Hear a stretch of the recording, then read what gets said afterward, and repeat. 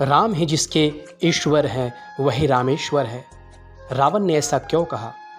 रावण की 10 विशेषता के बारे में आज हम जानेंगे। आखिर क्या हुआ जो रावण प्रभु श्री राम के साथ हमेशा के लिए अमर हो गया? चलिए जानते हैं। वीडियो अच्छा लगे तो लाइक और कमेंट जरूर करें। रावण की पहली विशेषता, रावण परम शिवभक्त था। आपने शिवभक्त तो बहुत देखे होंगे, कोई बेलपत्र चढ़ाने वाला, कोई अक्षत, कोई पुष्प, कोई रोली, कोई फूल, कोई दूध और भी पता नहीं कितने प्रकार के देखे होंगे, पर रावण जैसा कोई नहीं होगा, क्योंकि रावण अपना सिर काट कर चढ़ाकर अभिषेक करता था। रावण की दूसरी विशेषता, रावण बहुत विद्वान था। चारों वेदों के ज्ञाता, वर्तमान भूत भविष्य सभी का ज्ञान था उसे। रावण की तीसरी विशेषता, रावण बहुत शक्तिशाली योद्धा था।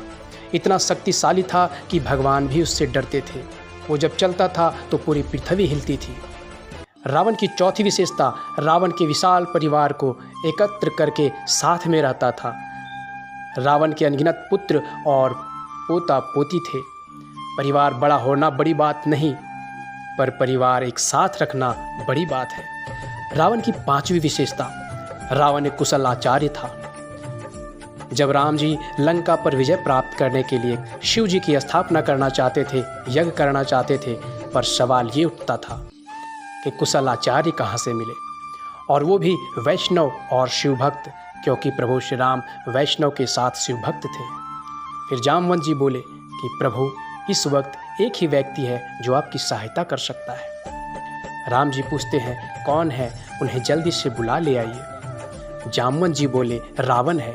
तब प्रभु श्री राम जी बोले आप उनके पास जाइए और उनको न्योता देकर लाइए।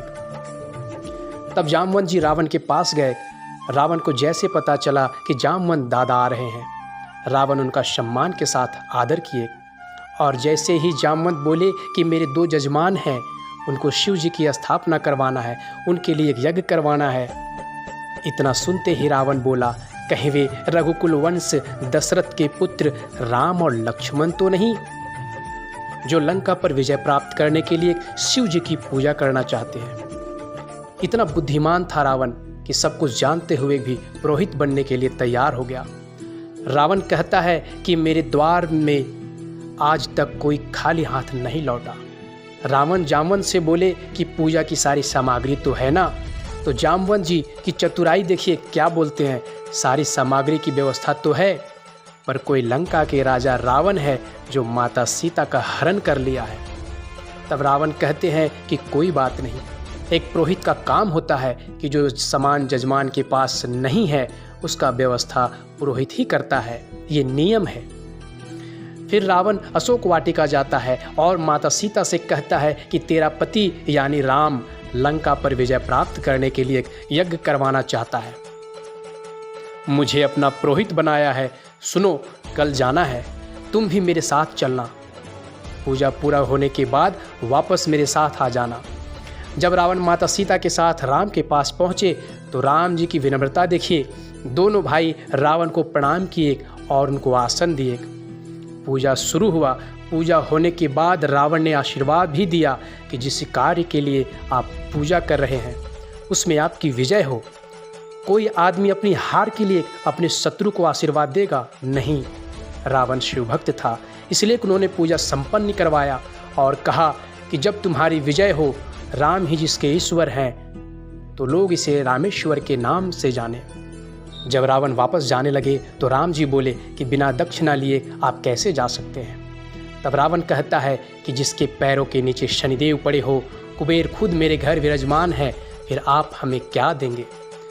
तब राम जी कहते हैं कि हम रघुवंशी हैं, जब तक दान नहीं देंगे हमारी पूजा का कोई लाभ नहीं होगा। फिर रावण बहुत ही विनम्रता से कहता है कि जब युद्ध में मेरी पराजय हो और मेरा अंतिम क्षण हो, उस वक्त आप मेरे पास हो। इसे कहते हैं कुशल आचार्य, जो अपने मृत्यु के बारे में जानते हुए भी श्री राम को विजय का आशीर्वाद देकर आ गया, क्योंकि शिव तांडव की रचना उन्होंने खुद किया। रावण की छठी विशेषता ये थी कि रावण शास्त्र का रचयिता था, सारे शास्त्र का ज्ञाता था। रावण की सातवीं विशेषता, रावण एक बहुत बड़ा तपस्वी था।